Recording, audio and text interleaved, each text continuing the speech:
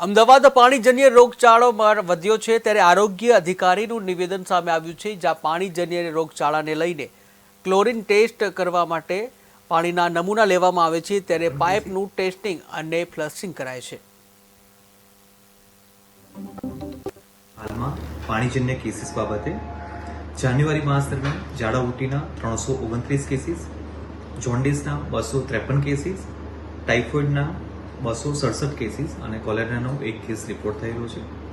Corporation દ્વારા આ પ્રકારના જે કોઈ પાણીજન્ય કેસીસ રિપોર્ટ થાય તેના અનુસંધાને મેક્સિમમ ક્લોરીન ટેસ્ટ કરવામાં આવે, પાણીના નમૂના લેવામાં આવે તે પ્રકારની કાર્યવાહી હાથ ધરવામાં આવે છે।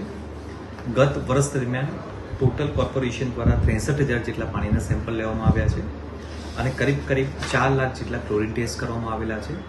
જે જગ્યાએ પાણીના પોલ્યુશનને લગતી કમ્પ્લેન આવે, મેઇનલી જે પાણીની પાઇપલાઇન હોય તેને રિપેરિંગ કરવાની કામગીરી અને ફ્લશ આઉટ કરવાની કામગીરી કરવામાં આવે છે।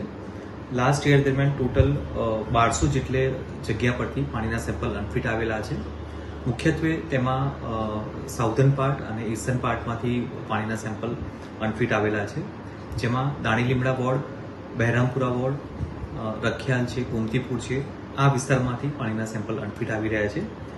હાલમાં પણ કોઈ પણ નાગરિકજનને પાણીના પોલ્યુશન બાબતે કોઈ કમ્પ્લેન હોય તેમજ અન્ય કોઈ કમ્પ્લેન આવતી હોય 155-303 નંબર ઉપર ડાયલ કરવાથી કોર્પોરેશન દ્વારા જરૂરી કાર્યવાહી કરવામાં આવશે અને હેલ્થ વિભાગ દ્વારા જો જરૂર જણાશે તો તે જગ્યાએ મેડિકલ સુવિધા અને ક્લોરીન ટેબ્લેટના ડિસ્ટ્રીબ્યુશનની કામગીરી કરવામાં આવશે।